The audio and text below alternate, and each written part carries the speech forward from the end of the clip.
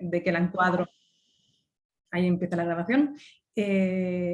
A pesar de que la encuadro y de una manera muy parecida, me parecía que el año pasado le había dado un título demasiado largo, entonces quise volverlo más conciso para que al final os quedéis con una imagen que os acompañe y que os ayude pues, a entender el impacto de la tecnología en la imagen del mundo que tenemos, ¿no? Y por eso he querido titular la vida de las imágenes, porque vamos a ver desde dónde se conciben hasta dónde finalizan sus vidas y las terminan como tal, ¿no?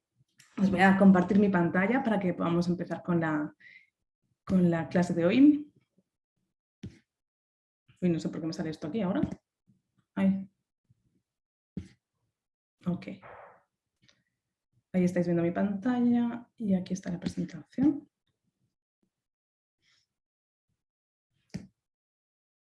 Perdón. Voy a reducir vuestras cámaras porque hay algunas citas y no quisiera tener complicaciones para leerlas, pero ya sabéis que si alguien quiere intervenir, hacer algún comentario, simplemente quitaros el silencio e intervenir, ¿ok? No voy a poder estar viendo la pantalla que tiene que ver con vosotros. Empezamos la clase con esta imagen de una película de Antonioni, Blow Up. No sé si alguien acá en clase la ha visto y nos puede contar la sinopsis. Si no, voy yo. ¿Alguien quiere la reconoce? No. Es una Bueno, película... yo sí la vi, pero no me acuerdo ahorita. Es un fotógrafo que consigue una oreja, es la cosa, ¿no? Sí, el fotógrafo que aparece en la imagen, ¿no? Que está ahí estudiando con una lupa una fotografía que ha tomado, y es que toda la película va sobre digamos, la descubierta de un hecho completamente fuera de su comprensión, que es que mientras estaba tomando una serie de fotografías, creo que era, yo hace tiempo que la vi, pero no recuerdo exactamente qué fotografía él en el parque, hace su trabajo como fotógrafo para algún tipo de set, y su cámara registra a esta pareja que aparece aquí agrandada, y es en el proceso de revelación de sus fotografías, ¿no? Cuando en el estudio descubre que su cámara ha captado otra serie de eventos que estaban sucediendo en paralelo a ese trabajo fotográfico que estaba él haciendo, ¿no? Y entonces queda absorbido por estas imágenes que parecieran incluir a una pareja que parece estar peleando y a cierto momento desaparecen digamos, del registro o del encuadre de la fotografía, y lo último que aparecen son lo que el fotógrafo cree son unas piernas, ¿no? Y esta película os la traigo porque es uno de los primeros momentos en los que viene de alguna manera retratada esa capacidad, ¿no? De la fotografía de registrar la realidad más allá de nuestra capacidad como personas, de nuestra capacidad óptica de registro, ¿no? Es decir, la fotografía se revela como una tecnología capaz de superar las capacidades ópticas visuales de una persona, ¿no? De registrar esa realidad más allá de lo que nuestro consciente nos revela, ¿no? Y es en relación a ese concepto que Benjamin, años antes, había hablado del inconsciente óptico, ¿no? Esa capacidad de la tecnología de registrar por encima, en definitiva, de nuestros sentidos, ¿no? Y cuando Walter Benjamin dedica su escrito, la obra de arte en la época de su reproductibilidad técnica, a las al nuevo paradigma de realidad que aparecía con la posibilidad de la fotografía de registrar lo real, ¿no? Hay un par de conceptos que nacen en este momento y que ya nos acompañarán hasta hoy, ¿no? O sea, de alguna manera se empieza a establecer una teoría de la imagen como hoy podemos considerarla, ¿no? Y Walter Benjamin se centra sobre todo en hablar de este inconsciente óptico, ¿no? Esta capacidad de la fotografía de registro de la realidad, pero también entiende que la fotografía a partir de entonces va a tener un impacto quizá inaudito para ese momento en otras esferas de la vida humana, más allá de las artes, ¿no? Que era el ámbito en el que mayoritariamente pues, se había desarrollado inicialmente la fotografía, ¿no? Y entonces es uno de los primeros en hablar, ¿no? De la capacidad de la fotografía para registrar su época y establece ya ese impacto en la vida política, en la vida social, ¿no? De hecho, en el 36, cuando sale... bueno, su libro como tal creo que se edita después, pero la charla o la conferencia viene de alguna manera editada en los años 30, ¿no? Después no será editada más allá, o sea, se editará más tarde, ¿no? Pero esto, digamos que estas ideas empiezan a florecer en los años 30 y en el 36, de hecho, la Guerra Civil Española es uno de los primeros eventos históricos que aparece retratada por fotógrafos, mayoritariamente fotógrafos no necesariamente reporteros fotográficos de guerra, sino por fotógrafos, por gente de la cultura que desea captar con sus cámaras, ¿no? esa guerra civil que de alguna manera ponía los antecedentes para la Segunda Guerra Mundial y la división de ideologías y de maneras de contar el conflicto, ¿no? que hoy nos lleva pues, a escenarios más actuales. No podremos pensar en cómo viene retratada esa guerra de Ucrania, sea desde Occidente o desde los medios de comunicación rusos, ¿no? Entonces, para terminar con esta pequeña introducción a Benjamin, cuyo libro tenéis en el Paddle de la asignatura, quiero terminar con el que, quizá con el concepto que más vais o habéis oído de él, ¿no? Que es el de aura. Porque cuando Walter Benjamin habla de todas las consecuencias de esta capacidad de la fotografía de reproducir infinitamente una imagen, ¿no? Como índice de la realidad, se da cuenta también que la fotografía pierde ese componente artístico que había sido denominado un poco como el alma de la obra, ¿no? Que él describe y define como aura, y que en una de sus descripción, bueno, uno de los de la extracción más conocida de su escrito, ¿no? Viene definida como la manifestación irrepetible de una lejanía por cercana que pueda estar. Es decir, esta descripción la vais a oír hasta la repetición, porque es la manera en la que más lo citan, pero que en definitiva es su manera de describir esa capacidad de la obra de arte hasta el momento en el que la fotografía irrumpe, ¿no? De mantener vivo algún tipo de creatividad de su autor. Y la fotografía en su repetición o en su capacidad de repetición, de ser revelada una y dos, tres veces, hasta el infinito, pone en jaque mate esa posibilidad, ¿no? Aquí os traigo unas de las primeras fotografías de Joan Fontcuberta, que justamente nos permiten hablar de la fotografía como índice de la realidad. Joan Fontcuberta es un fotógrafo español que amo, cuyo trabajo amo. Esta es una de las primeras series. Bueno, están mezcladas dos, Fauna y Herbarium, que son ambas de los años 80, las que, como veis, se tratan de animales. Es más fácil de verificar en los animales, ¿no? Que son estos animales fantásticos. Esta este mono con alas de águila y cuerno de unicornio, ¿no? O esta serpiente con 100 patas.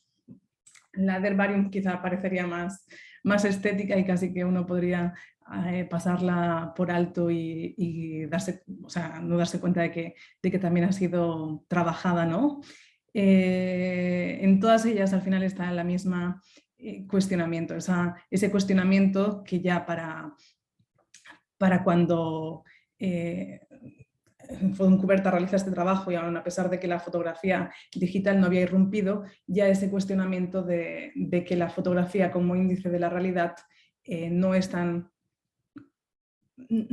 intrínseca del medio fotográfico, ¿no? Que el medio fotográfico permite su manipulación y no puede ser tomado como simplemente índice de la realidad. Os traigo esta cita de un libro que leí recientemente en el que justamente hace el paso siguiente, ¿no? Ya no solamente la fotografía como índice de la realidad, sino la imagen como índice de verdad, ¿no?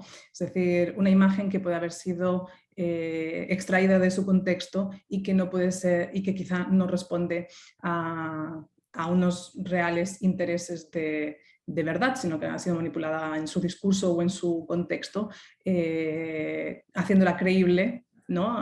Permitiendo que quien la observe pueda confundir el mensaje del que es portadora de alguna manera, ¿no? Esa intrínseca capacidad de ser relacionada con una realidad. Y entonces nos hace el link, ¿no? con justamente todo el mundo de la publicidad, ¿no? Como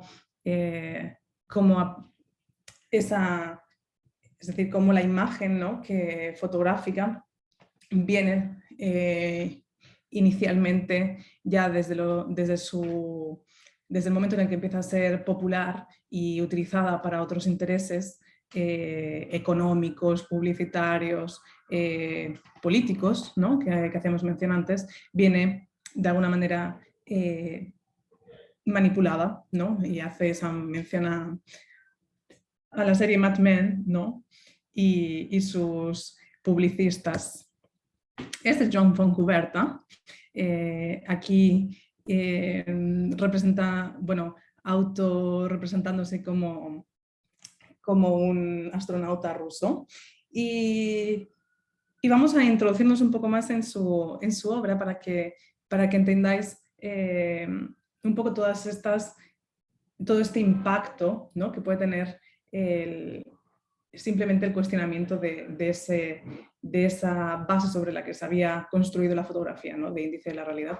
Joan Fontcuberta, además de un magnífico fotógrafo, es también un teórico increíble y muchas de sus reflexiones teóricas siempre sobre la fotografía aparecen reunidas en un par de volúmenes de ensayos que podéis encontrar en cualquier librería. Es catalán y bueno, como veíamos, desde los años 80 está en primer plano de la fotografía, ha sido también Premio Nacional de Fotografía y es reconocido internacionalmente, ¿no? En esta serie de Sputnik del año 97, él se caracteriza como un astronauta ruso y reconstruye la historia de las primeras misiones espaciales, ¿no? Donde los rusos y los americanos estaban haciendo la batalla para ver quién llegaba antes a la Luna, ¿no? Y reconstruye, o sea, toma algunas fotografías de archivo, como la que podemos ver aquí a la izquierda, no, perdón, a la derecha, con las firmas de cada uno de estos miembros. Y básicamente donde él aparece, el tercero, no sé si lo reconocéis, es decir, si ponéis atención veréis que el que está el tercero por lado izquierdo es él, es Fontcuberta, que simplemente ha tomado una fotografía de archivo y se ha incluido en este retrato. Perdona que tengo una interrupción por acá. Bye bye, Gina.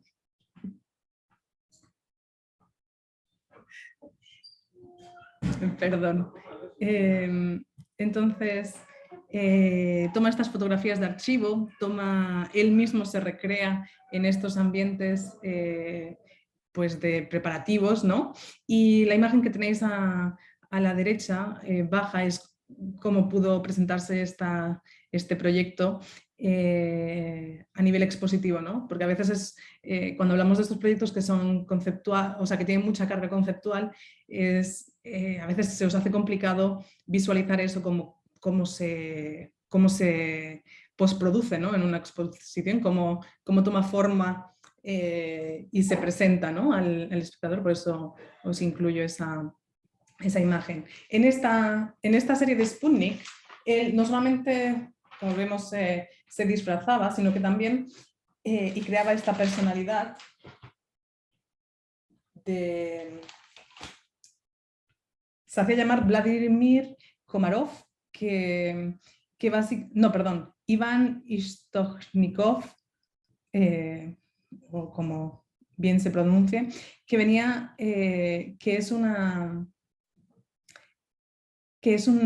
utiliza una traducción prácticamente literal de su nombre al ruso para justamente siempre cuidar ese aspecto cómico, ¿no? de este trabajo, ¿no? Que no deja de ser también un poco una manera de despertar al incrédulo, ¿no? Y darle motivos para que dude de la verosimilitud del mensaje. Aún así, quizá esta obra ganó su momento de mayor, ganó el momento de mayor, no sé cómo ponerlo, porque casi es un poco atrevido, ¿no? Pero digamos que esta obra alcanza su mayor desarrollo cuando viene tomada como una historia cierta por el programa de Iker, ¿cómo se llama? No me acuerdo ahora del apellido. Este programa que durante muchos años se hacía a última hora de la noche en España sobre fenómenos paranormales y eventos, digamos, de cierta credibilidad, o sea, de dudosa credibilidad o complots. Bueno, es un programa español que durante muchos años ha tenido su franja horaria semanal y bueno, el programa lo tomaba como cierto, ¿no? Y más allá digamos, de que el medio de comunicación, ¿no?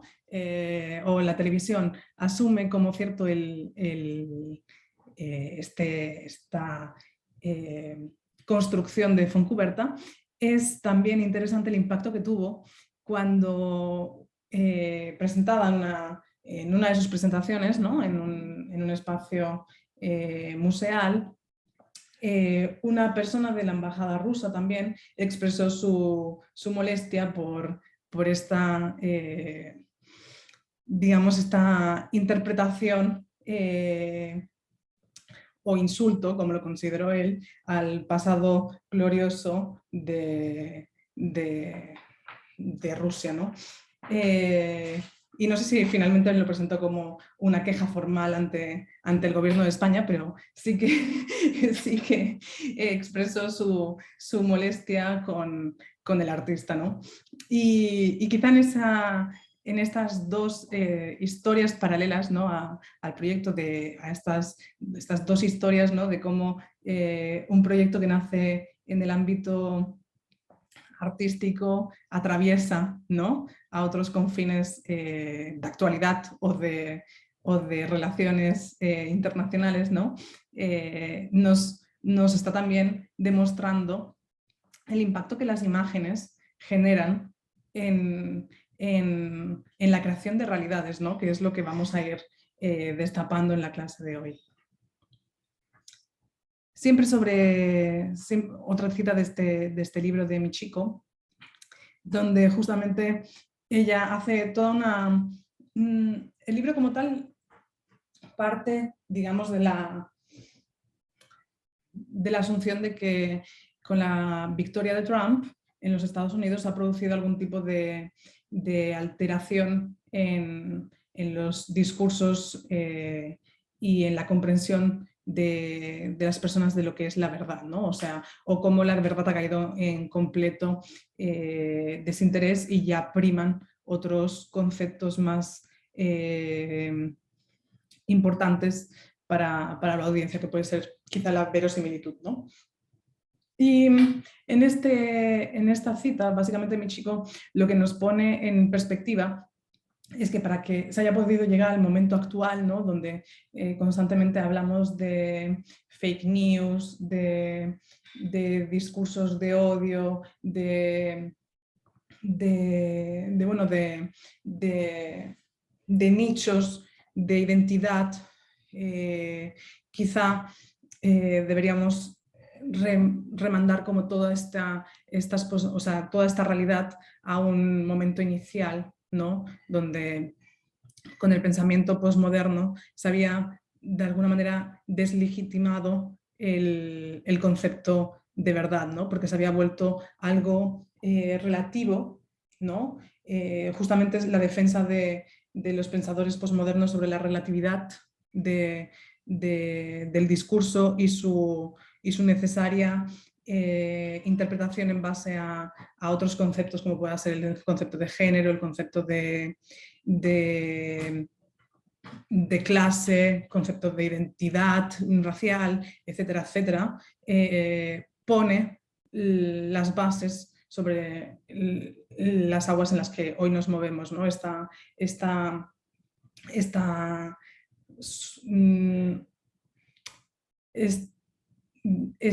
falta de credibilidad, o sea, esta sospecha, ¿no? Que a todos nos afecta cuando tratamos como de leer algunos aspectos de actualidad, algunas historias de actualidad, ¿no? O atendemos a la prensa y a la actualidad siempre con las gafas, ¿no? Y de alguna manera el procesamiento de nuestra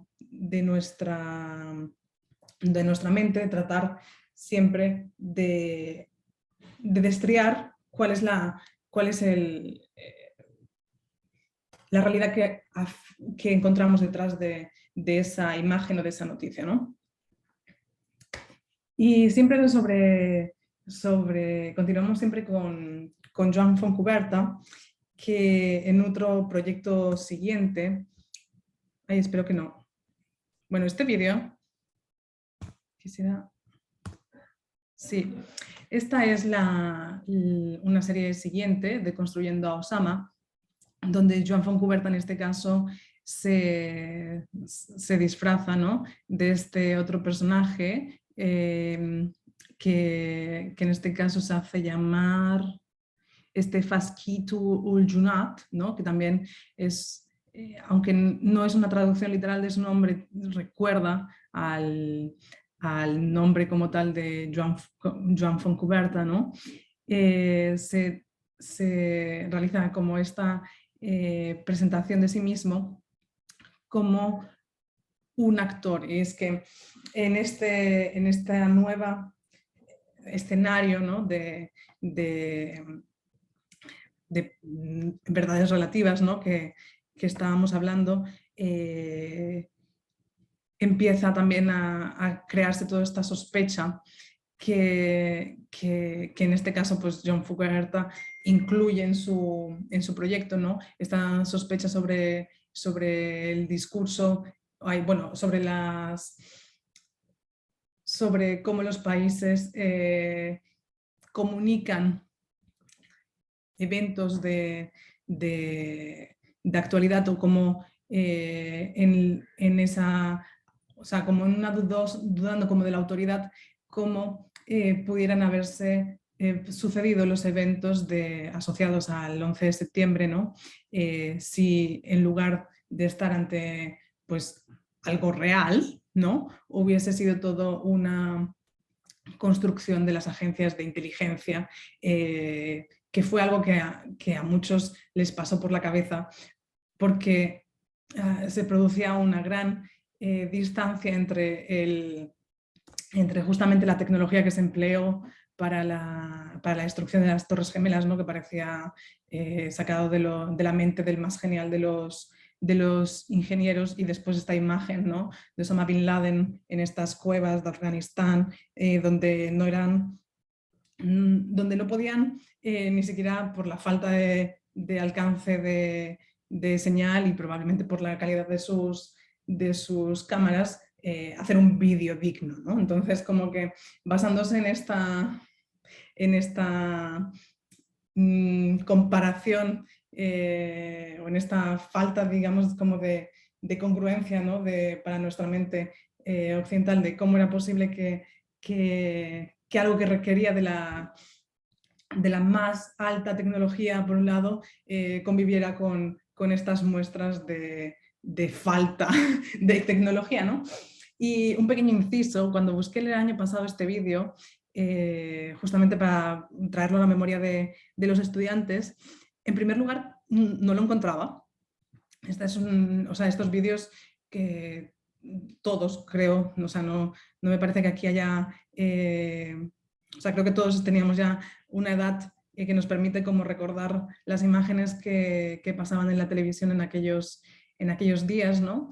Y yo creo que todos recordábamos estas imágenes de Osama Bin Laden en las cuevas, ¿no? O estas imágenes de estas declaraciones, ¿no? que siempre ocurrían. Perdón, me están entrando mensajes. Al parecer hay alguien que está esperando para entrar en clase. ¿Le puedes dar acceso, Pamela? Entonces, tratando de buscar estos vídeos, no los conseguía. Y cuando uno trata de buscar algo en YouTube, siempre te aparecen 10.000 versiones de la misma cosa, ¿no? Entonces, ya solamente ese hecho me llamó muchísimo la atención. Pero es que a las semanas de haber buscado el vídeo y para justamente poder pasarlo en clase, que como habéis visto ya no está disponible, o sea, es un vídeo que ya eliminaron de la red, se ha mantenido esta imagen. También puede darnos que pensar, ¿no? Esta imagen como casi que mental de un vídeo que no existe. Pues a las semanas de haber buscado ese vídeo, gracias a que LinkedIn a veces como que te dice: alguien ha visto tu perfil de tal sitio, ¿no? No sé si lo tenéis presente. Es cómo funciona LinkedIn un poco, ¿no? Entonces, a las semanas resulta que los marines de Estados Unidos habían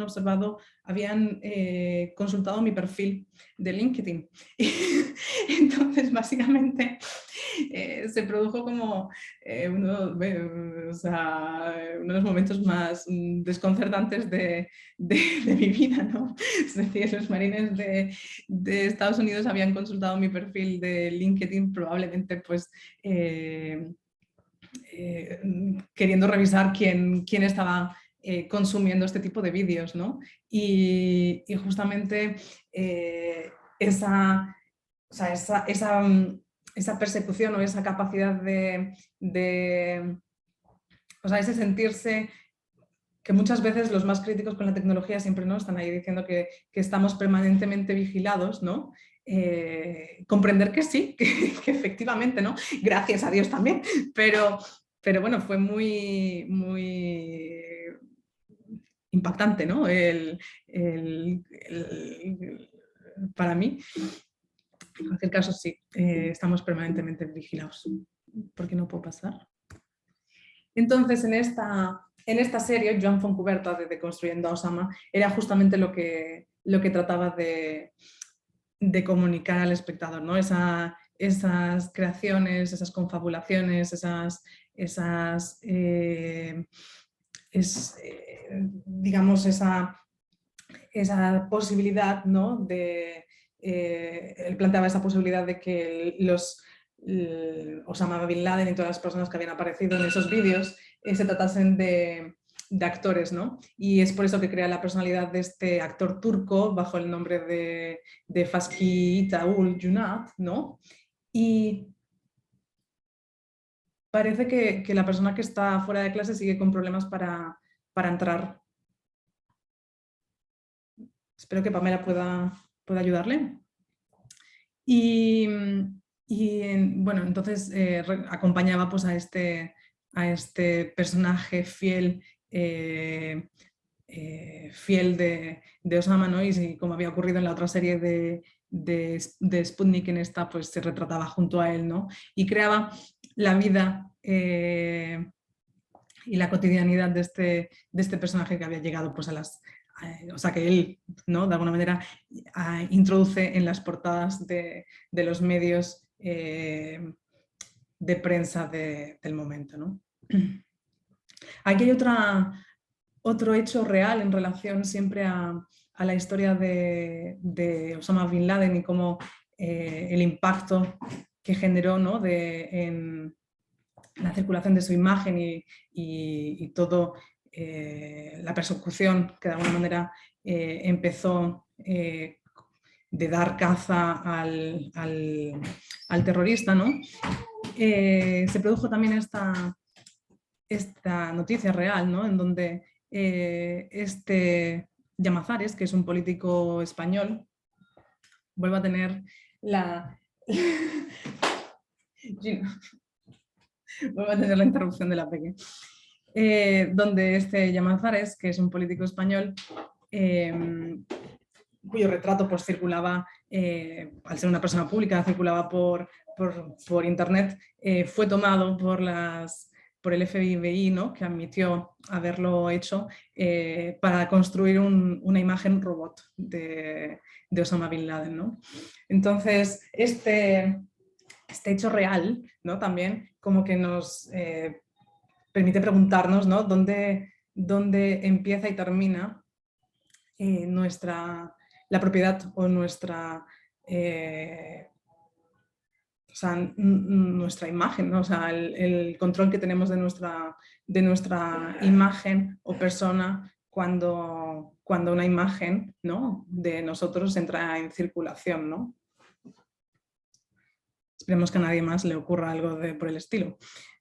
En esta obra de un artista, creo que es inglés, el Trevor Paglen, justamente él trata en esta Machine Readable Ito de entrar en el mecanismo que hace posible en este caso a un robot, ¿no? o a la inteligencia artificial, o a la creación de inteligencia artificial para examinar las fotografías, ¿no? que nuestros dispositivos pueden tomar de nosotros, ¿no? Y entonces se introduce en la maquinaria, ¿no? Y como algunos fotógrafos hicieron en su momento en relación al vídeo y enseñando cómo el vídeo era al final una superposición de fotogramas tomando movimiento, ¿no? Pensando por ejemplo en Muy Bridge. En este caso Trevor lo que hace es entrar dentro de la tecnología para enseñarnos cómo nuestros retratos vienen categorizados, ¿no?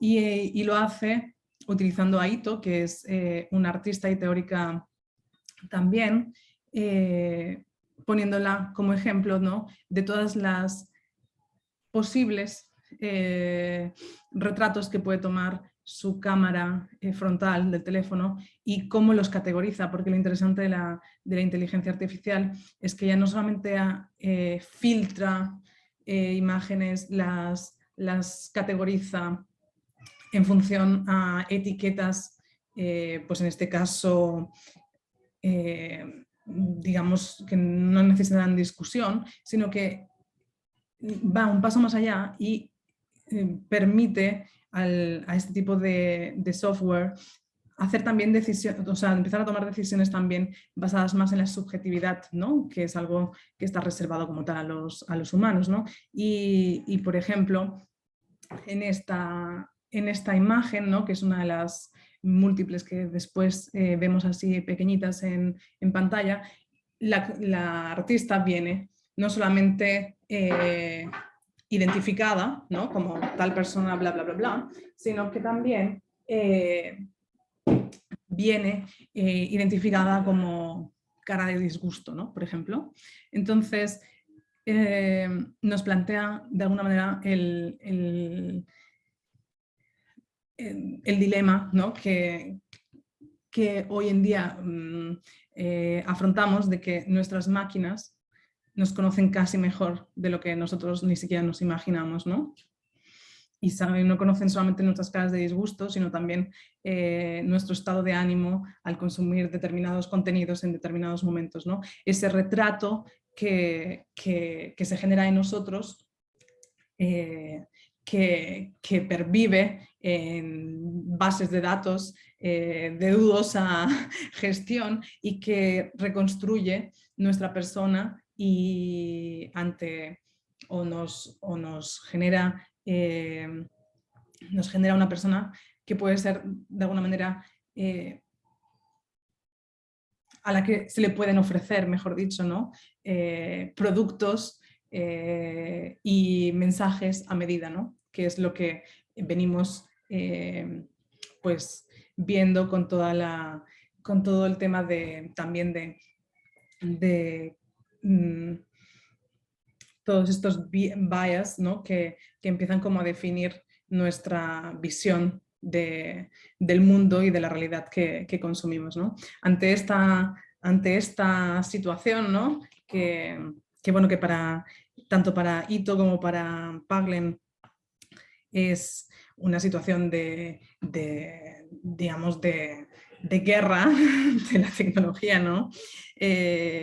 ¿Cómo podemos dar respuesta, ¿no? a una cultura donde la mayoría de las imágenes son producidas por máquinas, pero no para uso humano, sino para consumo de las mismas máquinas, que en definitiva empiezan a categorizarnos, ¿no?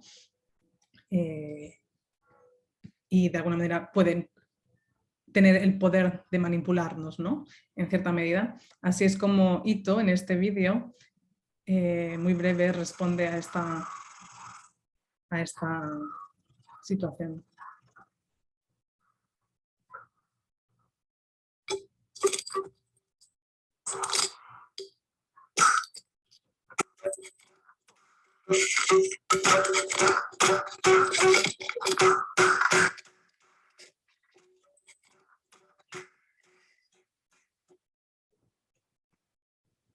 Entonces, este strike, ¿no? Esta huelga de imagen en la que Ito propone que terminemos con las cámaras que al final miran por nosotros y nos categorizan, nos filtran y en definitiva actúan también. Existe esa posibilidad, ¿no? de que empiecen a actuar sobre nuestras posibilidades, ¿no? Es una realidad que no es tan distante, porque en los Estados Unidos todo el tema de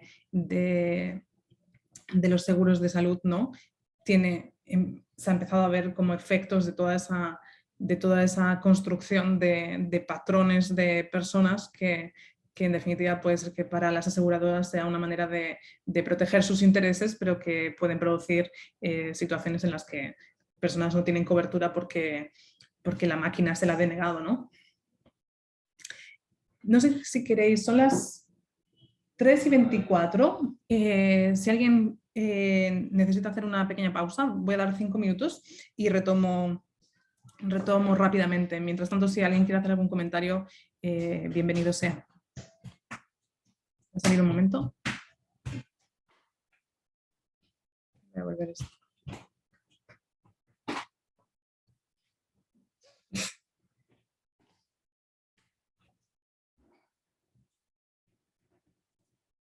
Ya no sé cómo hacerlo grande.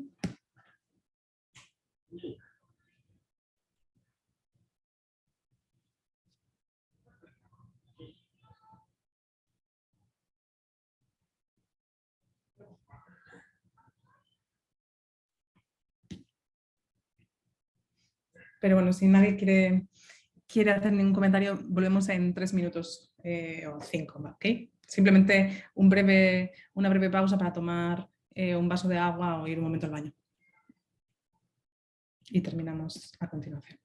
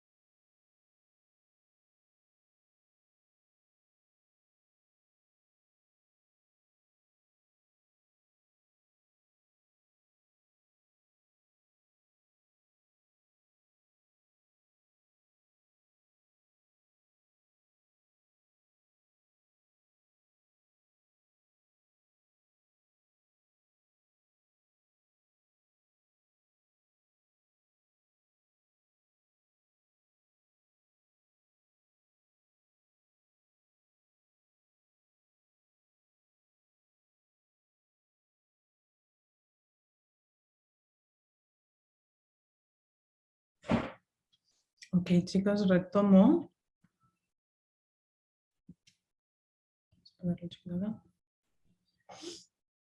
Retomo donde lo había dejado con esta imagen o este collage fotográfico de Sean Snyder, ¿no? Donde si podéis hacer un esfuerzo por ver estas imágenes que son minúsculas, podéis identificar paisajes,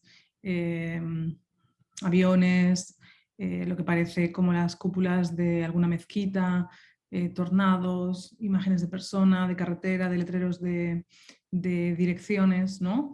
En un ambiente, o sea, en un territorio que parece bastante desértico y donde, o sea, imágenes donde también aparece destrucción, ¿no? Quizá, o sea, no llegaríamos a una reconstrucción de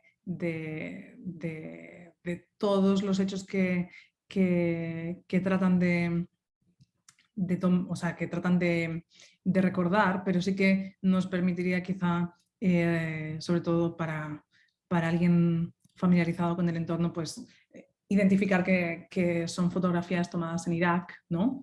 Como bueno, el artista nos revela, y son fotografías que el artista se apropia que circulan por la red y que simplemente el artista reúne en esta colección de imágenes, en este archivo de Irak, ¿no? Tal y como lo titula, y que en definitiva son imágenes que hacen, o sea, que retratan el Irak previo y previamente, durante y después de la invasión americana, ¿no? Y en esa posibilidad de la fotografía de reconstruir momentos, de reconstruir historias, ¿no? Es de lo que puede ser, digamos, como mencionada, pero lo que en este caso más interesa a este grupo de artistas que comparten generación, que comparten también intereses, es poner la atención sobre estas nuevas tecnologías y el impacto en la vida de las personas, ¿no? Y las revoluciones que ocurrieron en esa primavera árabe, ¿no? Donde empezaron a producirse revueltas sociales, pues sucediéndose un país tras el otro, ¿no? No hubiesen sido posibles si los ciudadanos, ¿no? En estas intifadas tecnológicas, en lugar de cargar quizá inclusive armas, ¿no? Hubiesen cargado como cargaron teléfonos móviles, ¿no? Y cómo retrataron de esta manera pues el excesivo control de las autoridades y su, digamos, su reivindicación de mayores libertades, ¿no? Quedaba inmediatamente justificada, ¿no? Entonces, en este caso, ¿no? Esta es una fotografía de prensa en la que vemos esa contrafotografía, ¿no? Es decir, las personas que están fotografiando lo que probablemente del otro lado son abusos de las autoridades, o sea, de las autoridades policiales, ¿no? Y es que una cámara, ¿no? Se ha revelado una arma inaudita en estos tiempos que corren, pero más allá digamos, del poder de disuasión de una imagen, ¿no? En relación a unos hechos de actualidad, también entra aquí un discurso de rapidez de consumo de estas imágenes, ¿no? Que en el texto de Fontcuberta que os propongo, en este decálogo de esta nueva fotografía digital que él llama esta post-fotografía, ¿no?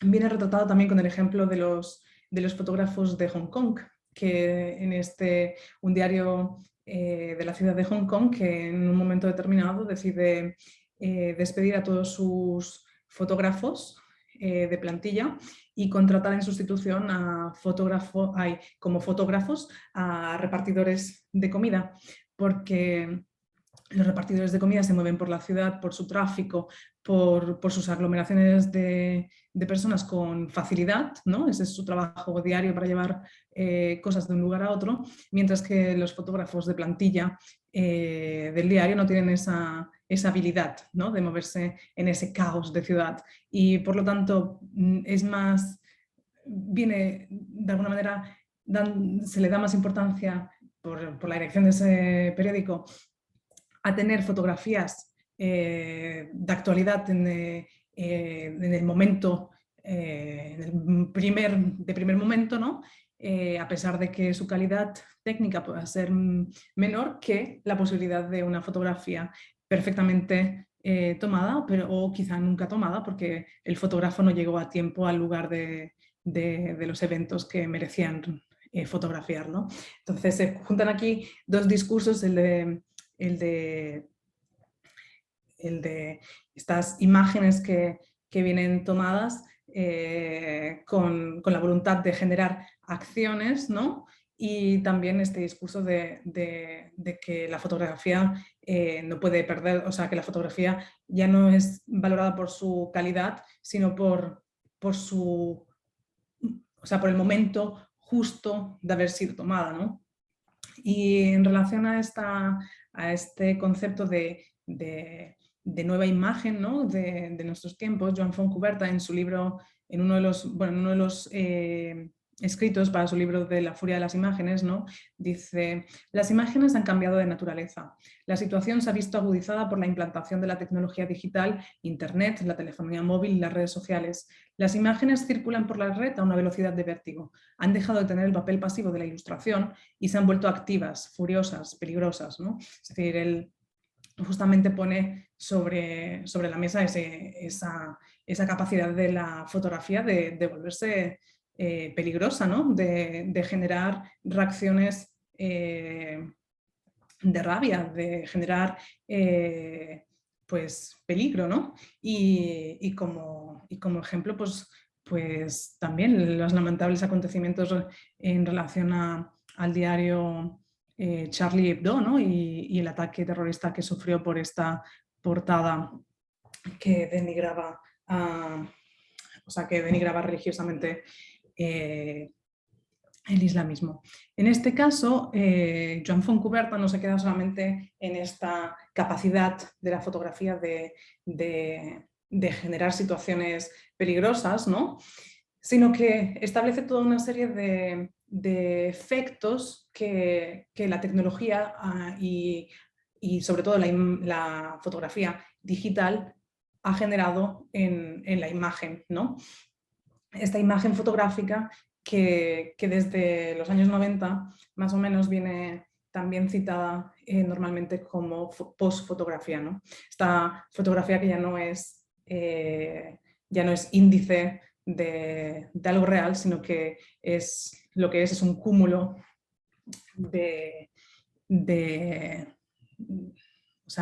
es un cúmulo de pequeños bits de imagen, ¿no? que construyen en su combinación, ¿no? Nuevas imágenes y que pueden ser, por lo tanto, alteradas, ¿no? En esta imagen de Joan Fontcuberta, ahora volvemos un momento al decálogo, él retomaba en esta serie de Google Arms, lo que el artista hace es tomar imágenes que han tenido que se han vuelto virales, que se han convertido en imagen de eventos actuales, ¿no? Como pudiera haber sido esta imagen de Abu Ghraib, ¿no? Esta imagen de abusos en este contexto de la ocupación de Irak, y como esta pues tiene diferentes, ¿no? Que construye a partir de búsquedas relacionadas con la imagen en Google, ¿no? Creando este grandísimo collage, ¿no? Un poco como el anterior artista que veíamos, pero que ya no viene generado a partir de imágenes relacionadas, ¿no? Sino que pudieran confluir en esta imagen fotografías que no tienen nada que ver, ¿no? Inicialmente vemos, o sea, aquí hay un detalle, ¿no? Y se ven desde guitarras, o sea, sí, después se ven políticos que tuvieron, o sea, que tuvieron de alguna manera algo que ver, ¿no? Como Bush, pero o sea, la relación de imágenes puede ser completamente absurda en algunos momentos, ¿no?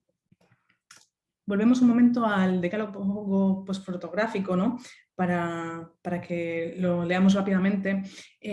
Aquí solamente vienen mencionadas después John Fontcuberta en la lectura como tal de este decálogo postfotográfico que publicó en un diario de rotación nacional como el diario La Vanguardia. Lo que hacía era, de una manera pues muy accesible, plantear toda la serie digamos, de transformaciones que se estaban viviendo en la fotografía desde el advenimiento de lo digital, ¿no? Y sobre estas cita pues el papel del artista, que ya no necesariamente tiene que producir las obras, ¿no? Sino, como hemos visto, puede simplemente prescribir sentidos. O sea, las fotografías que utiliza no son tomadas por sí mismos, sino que vienen articuladas por el artista para constituir el sentido final que él desea, ¿no? Y en esta medida, pues el artista se confunde a veces con el coleccionista, o dependiendo de los temas que trata, inclusive pudiera ser confundido con el historiador. Plantea también la responsabilidad del artista que trabaja hoy en día con la fotografía de cómo afrontar la gran producción de imágenes que veremos ahora rápidamente a continuación de esta diapositiva. Habla también de una imagen que prevalece sobre el contenido, ¿no? Es decir, cómo imágenes pueden ser utilizadas con otros fines iniciales a los que fueron creados, y cómo la circulación de la imagen se vuelve en esto más importante que el propósito con el que se puso en circulación, ¿no? Que desde el momento en el que nosotros ponemos en circulación una imagen, ¿no? Que es a lo que quiero hacer en últimas mención con esta clase de hoy, ¿no? Con el título que le he dado, ¿no? De la vida de las imágenes. Al final estamos perdiendo el control de ellas, ¿no? Tienen vida propia, ¿no? Acaban teniendo vida propia. En esta misma praxis, ¿no? Que habla del artista que ya no produce obras, también habla de que se popularizan las prácticas apropiacionistas, que ya hemos visto que son, o sea, que ya hemos visto hasta en clases anteriores, ¿no? Lo importante que se convierten.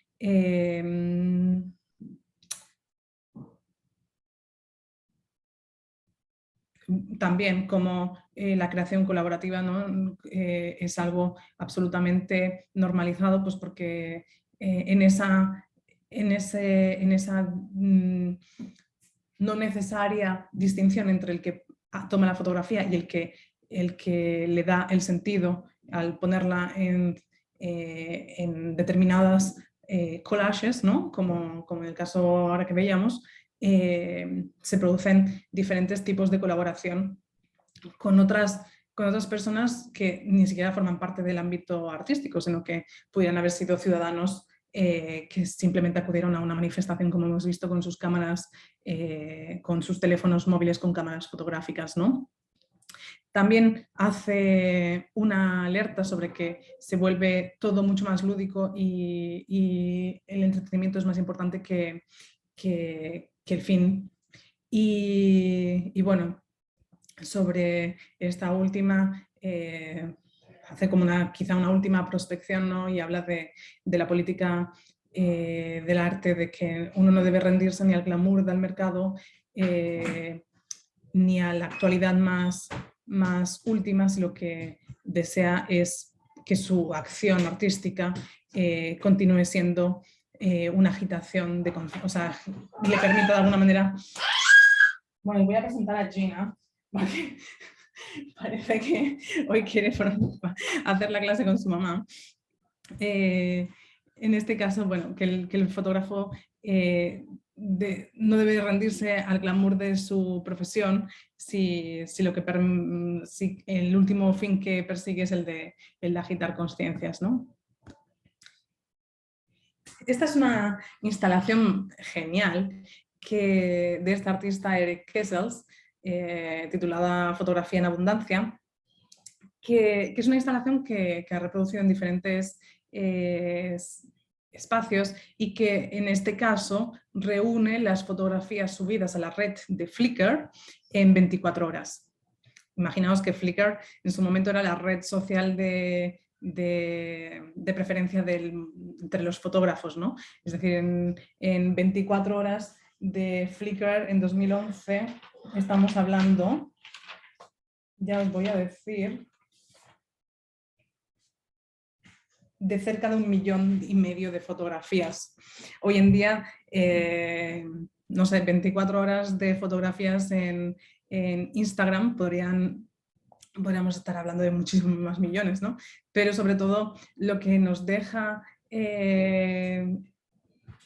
con absoluta transparencia esta instalación es la imposibilidad de consumir el total contenido de esas 24 horas de Flickr en fotografías, ¿no? Es decir, necesitarías semanas antes de poder cubrir de ver todas las fotografías y a pesar de eso se hubiesen seguido acumulando en la red, ¿no? Entonces, esta abundancia excesiva, ¿no?, que pone, por ejemplo, a Penélope Umbrico, que es la artista de esta serie de fotografías de atardeceres, a preguntarse qué es lo más conveniente, ¿no? Es decir, en esta nueva situación, ¿qué sentido tiene hacer una fotografía a un atardecer cuando también siempre sobre Flickr encuentras 9 millones de fotografías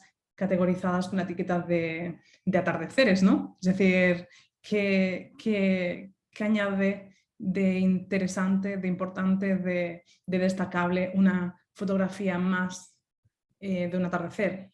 Siendo ella fotógrafa, se pregunta, ¿no?, sobre esta nueva papel que debe asumir, y en relación a esta situación lo que hace ella es recopilar también fotografías, las selecciona, como hablaba Foncuberta cuando decía el artista se convierte en coleccionista, se convierte en prescribe nuevos significados, ¿no? Realiza esta selección de atardeceres en base a una misma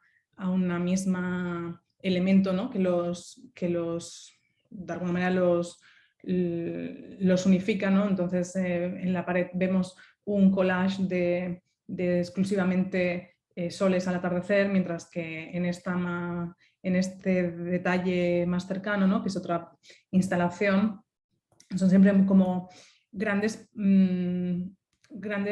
impresiones fotográficas como adhesivas que van directamente sobre la pared. En esta segunda, pues lo que hace son parejas, ¿no?, al atardecer. Es decir, al final lo que hace es presentaciones de etiquetas de Flickr. También es muy interesante esta otra fotógrafa, ¿no?, Corinne Bionet, que cae en cuenta que nos movemos en la realidad con la voluntad no de descubrirla, sino de reconocerla. Y es que en su visita a la Torre de Pisa, ¿no?, se da cuenta de que todos los fotógrafos amateurs, todos los turistas, cualquier persona que por allí pasa, desea tomar la fotografía de la Torre de Pisa desde el mismo preciso punto de perspectiva, ¿no?, para conseguir la imagen ideal que de este monumento pues, se ha creado en la imagen, o sea, la imagen mental que todos tenemos de la Torre de Pisa, ¿no? Y no solamente se da cuenta de eso, sino que su propuesta la crea en base a la recopilación de todas estas imágenes, ¿no?, de postales, fotografías que corren por la web, etcétera, etcétera, que superpone creando estas imágenes un poco fantasmagóricas, ¿no? que nos recuerdan esta calidad de imagen mental, justamente, que ella de alguna manera deconstruye, ¿no? En este sentido es muy interesante el análisis que hace un teórico español sobre estas imágenes fotográficas. Tenéis siempre en el Paddle el libro de... Se me escapó. Las 3 eras de la imagen, que es un libro de este teórico español, que ahora se me escapó.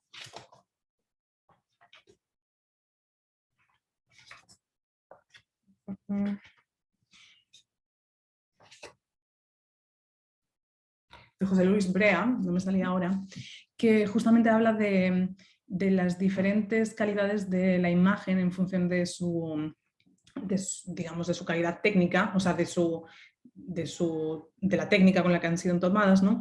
Y habla de las imágenes digitales que se mueven en la red, en nuestros ordenadores, en nuestras pantallas, como imágenes mentales, que tienen esa calidad de la imagen, o sea, que comparten con nuestras imágenes mentales esa capacidad de tránsito, de flujo, de deformación, ¿no? Que ocurre normalmente con las imágenes mentales. Y este es un ejemplo perfecto en ese sentido.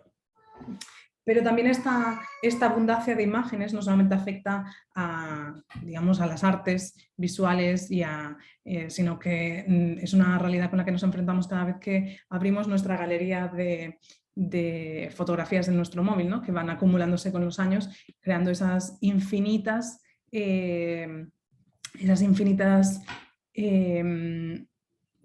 álbumes que se hacen difíciles de categorizar, ¿no? En esta obra, voy a bajar un poco el volumen, porque no me interesa tanto que escuchéis, sino que vayáis viendo un poco las imágenes de esta obra, de este dúo de artistas que se llama Eva y Franco Mates, que estudia también, o en su ámbito de interés tiene siempre el impacto de las nuevas tecnologías en la vida. Y entonces, para esta obra, que se titula Ricardo Uncut, básicamente lo que hacen los artistas es buscar una persona que acepte vender todo el contenido fotográfico de su móvil a los artistas a cambio, pues, de un precio módico de 1.500 euros, creo que es, dando a los artistas la libertad de con ello crear la obra que deseen, ¿no? Es decir, las imágenes personales de este Ricardo pasan a ser propiedad de los artistas, que lo que hacen con ellas básicamente es crear este vídeo en loop de imágenes, o sea, con loop de superposición de imágenes una detrás de la otra, donde nos da una pequeña muestra de la vida de este Ricardo, ¿no? Recordándonos esa imposibilidad actual de diferenciar dónde empieza la vida privada respecto a la vida pública, ¿no? Es decir, en este caso, pues mucho más que él acepta ese tipo de intercambio, ¿no? Pero también nos pone la pregunta de cómo gestionamos nuestra memoria fotográfica, ¿no?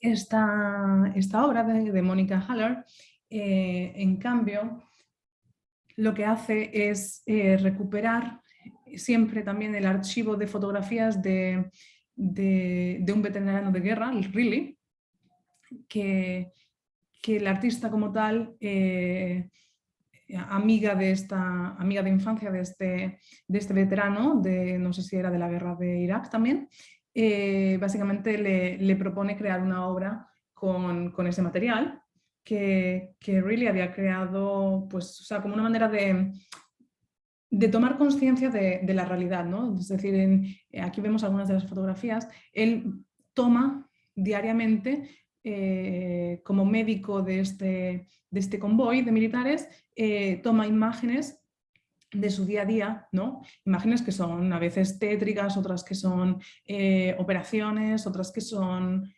paisajes, o sea, y que a la persona como tal le ayudan a tomar conciencia de que lo que está viviendo es real, ¿no? Es decir, un poco esta necesidad de que la fotografía le confirme que no se ha imaginado, ¿no? Como mantener esa línea de realidad.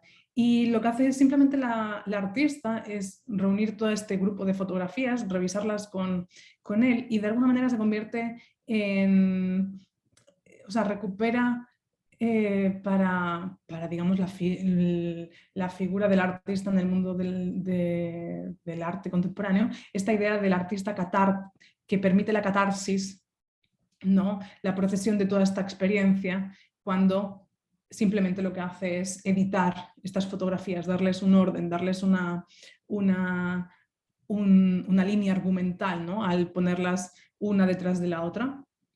Y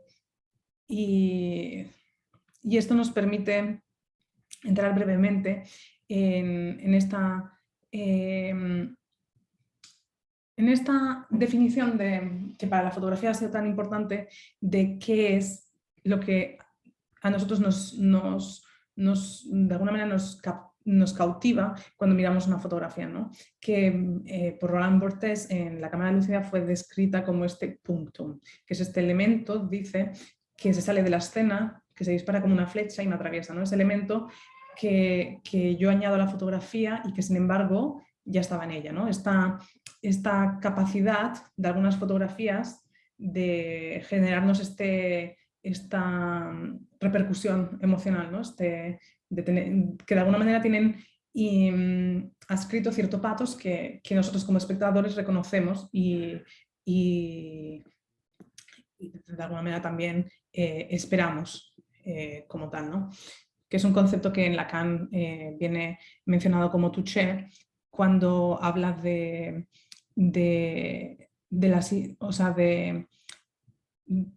el caso de Lacan él habla no es un discurso sobre la fotografía, es un discurso sobre el trauma y el inconsciente, ¿no? Cuando explica, ¿no? en sus conferencias básicamente que el trauma es un encuentro fallido con la realidad que nos provoca cierta repetición con aras de tratar de tamizar ese impacto que nos ha producido y de normalizarlo, ¿no? Entonces es ese impacto, ese patos, esa emotividad que encontramos en la imagen, que también en su repetición, como habíamos visto con Warhol, ¿no?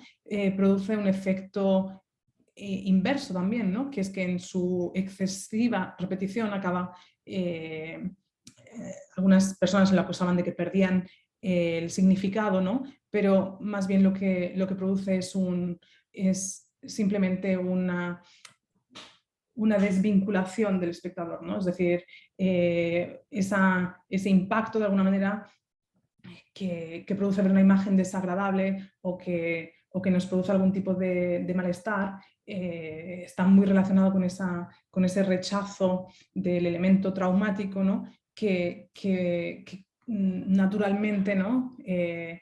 Tratamos de delimitar, digamos, de apaciguar, creándonos cierta distancia emocional, ¿no? Y hablando sobre esa distancia emocional, os traigo ahora esta obra de Alfredo Yar, que es un artista chileno, aunque no haya fotografías, o bueno, a primera vista no las haya, en esta obra de Real Pictures, lo que hace el artista es tratar de dar respuesta a cómo afrontar estas imágenes que nos producen este malestar, ¿no? Que en el caso de Alfredo Yar, en esta serie, son las imágenes asociadas a la, no quiero decirlo mal, sí, al genocidio producido en Ruanda en los años 90 por los Hutus y cómo el artista cuando viaja a Ruanda y se encuentra con esa realidad visceral absolutamente pues difícil de digerir, le genera como fotógrafo esa necesidad de responder, ¿no? Cómo comunicar digamos, esta realidad sin que los protagonistas de sus fotografías tengan ese tratamiento casi de motivo o digamos, o sea, de motivo de consumo, como ese amarillismo, o sea, tratando de evitar ese amarillismo, de convertirlos en portada, ¿no? Entonces lo que hace el artista es utilizar cajas donde coloca estas fotografías y lo que presenta son las descripciones, los pies de fotografía, pero no presenta a las víctimas como tal, sino que presenta sus historias, ¿no? Es una, digamos, solución que él, en este caso, da a este dilema, pero que le invita a reflexionar sobre estas imágenes que no están, ¿no? Es decir, esas imágenes que ausentes. Y siempre en relación a los eventos de Ruanda, una de sus siguientes obras es esta, en la que presenta las portadas de este semanario Newsweek, de actualidad mundial, ¿no? Donde creo que son 30 meses, coloca las portadas de este semanario, que no es hasta la semana, pues, os lo voy a decir con propiedad, es decir, él reúne las portadas de este semanario desde el 6 de abril del 94, el día en el que comienza la masacre en Ruanda, hasta el 1 de agosto, es decir, no son 30 semanas, son 16 semanas, antes de que este semanario le dedique su primera portada al genocidio que se está produciendo en Ruanda, ¿no? Y lo que hace el artista en este proyecto es acompañar cada portada con esta descripción siempre, ¿no? Como con este pie de fotografía donde introduce los eventos más importantes que se estaban produciendo en esa semana en Ruanda, ¿no? Entonces, justamente en el caso de Alfredo Jard se empieza a generar esta pregunta sobre cuáles son las imágenes, ¿no? O sea, quizá algunas imágenes más importantes de las que deberíamos consumir en realidad no existen. Quizá algunas de estas imágenes que todos deberíamos tener presentes, pues porque precisan nuestro posicionamiento crítico, ¿no? En realidad son imágenes ausentes, ¿no? Y esto también le lleva a otra indagación que es en este caso sobre los prejuicios o las asociaciones que hacemos en relación a determinados, en este caso siempre países, ¿no? Y entonces es cuando reúne en este caso las portadas de la revista Time, donde lo que reúne son las portadas y busca en esta serie de portadas desde la fundación de la revista prácticamente, busca las portadas que esta revista, que al final empezó con esta voluntad de comunicar la actualidad mundial, ¿no? desde el punto de vista del reportero que estaba en Asia, pero también el que estaba en África, etc., cómo peca en realidad de caer siempre también en algunos prejuicios, ¿no? Y presenta en sus portadas de todos estos años apenas 9 portadas dedicadas a África, del total de portadas que hasta ese momento había publicado la revista, ¿no? Que podéis ver allí en chiquitito. Es una proporción muy pequeña y no solamente pequeña, sino también fatídica, porque acaba siendo vinculada con la imagen que durante mucho tiempo ha acompañado al continente, ¿no? De animales salvajes, pobreza, hambre, ¿no? Esta es una obra una de las obras más celebradas de Alfredo Jard, ¿no? Que más reciente, de 2006, siempre sobre esta reflexión donde en esta caja que de alguna manera reproduce una caja de luz, ¿no? Casi que rememorando los inicios de la fotografía, ¿no? El espectador viene sentado en un banco y empieza a ver empieza a sentirse cegado por los flashes de una cámara, ¿no? En este caso, hasta que aparece la imagen que veis aquí a la derecha, en baja, ¿no? Que es una imagen de un reportero, Kevin Carter, un reportero sudafricano que se hizo famoso con esta fotografía, que le valió el premio Pulitzer y con la que él captó siempre en el año 93 en Sudán, en un reportaje en Sudán sobre el hambre, que él captó trabajando para una ONG.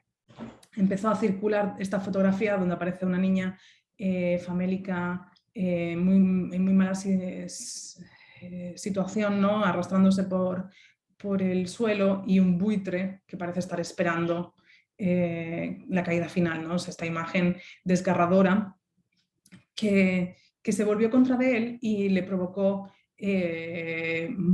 digamos, infinitas críticas, ¿no? Que aparecen aquí, algunas mencionadas, ¿no?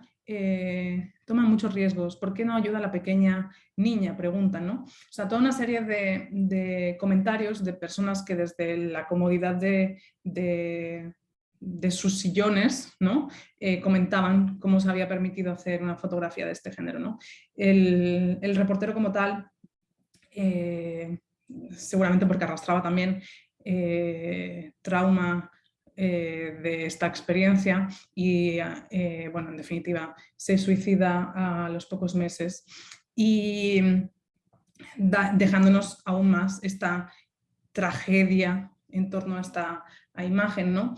Pero cuando Alfredo Jarr recupera esta imagen, lo hace también para poner en evidencia también un detalle que a veces pasa desapercibido, y es la pertenencia o propiedad de estas imágenes, ¿no? Que en este caso, esta es una imagen que hoy en día forma parte de la colección bueno, los derechos de esta imagen son de Megan Patricia Carter Trust, que es un grupo que está administrado o cuya propiedad en últimas es de Bill Gates, ¿no? Entonces, como estas imágenes han pasado a ser también imágenes propiedad de las personas que hoy en día, desde un punto de vista económico, lideran nuestra época, ¿no? Entonces, como ese riesgo de que las imágenes siempre están en manos de personas que pueden hacer con ellas otros usos o ponerse al servicio de otros intereses, ¿no? Y termino con esta instalación de Alfredo Jarr, ¿no? Que es una instalación participativa, son pósters, muchas de sus obras son así, donde cada quien se puede llevar uno de ellos y dice: una fotografía no se toma, se hace, ¿no? Que es quizá con la última idea que quisiera que os quedarais de esta clase, ¿no? Que siempre es necesario que como personas familiarizadas con toda la cultura visual de nuestra época, pues siempre es un cuestionamiento que tenemos que tener presente y no dar por descartado nada, ¿no? Y bueno, llego al final de mi clase. Si queréis hacer cualquier comentario, si tenéis alguna pregunta, contarme. O si tenéis también algún tipo de comentario de otro día, ¿no? Que en definitiva ya hemos empezado a ver bastantes cosas. Entonces, si alguien quiere contarme algo, aquí estoy. Es siempre un poco raro cuando termino la clase y veo estas cámaras sin imagen asociada, solamente nombres. Me hace sentir muy sola.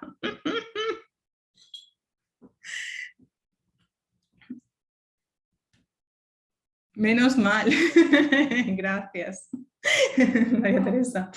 Porque efectivamente yo entiendo que también para vosotros, yo a veces también lo hago, ¿no? Porque justamente, hola, esto me gusta más que justamente si os movéis, ¿no? Pues es mejor tener la cámara apagada para no distraer a vuestros compañeros que quizá acaban despistándose porque alguien está haciendo otras cosas. O sea, lo entiendo perfectamente, sino que cuando termino pues siempre me haces parecer como que estoy sola, ¿no? Que he hablado a mi pantalla.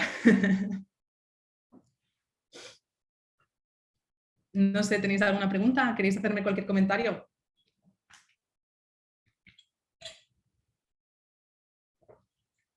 ¿Me habéis seguido? ¿Ha habido algún tipo de concepto que os haya que os haya hecho sentir particularmente incómodos, o que nunca os habíais parado a pensar, o algún artista que os Había haya visto gustado? algo, pero no conocía, había visto Hola. algo, pero no conocía bien su obra. ¿Sí? Y me ha parecido muy interesante, la verdad. Qué bien, gracias. La imagen como tal, o sea, creo que esta es la única clase en la que hablamos como imagen, ¿no? Pero es que la fotografía hoy en día es eso, atiende a toda una serie o sea, tiene toda una serie de repercusiones que van más allá del mismo medio, ¿no? Y hoy en día también en el estudio del arte o sea, se habla más casi de cultura visual en determinados ambientes que de obras, ¿no? Pues porque tienen asociadas toda otra serie de connotaciones bueno, que nos plantea la convivencia con estas nuevas, con esta nueva postfotografía, ¿no? Que va más allá del medio. Bueno, chicos, pues si nadie quiere decir nada más, nos vemos el martes próximo. ¿Ok? Vale, muchas gracias por la clase. Chao. Chao. Gracias, chao. Hasta luego. Muy Chao. gracias. Chao.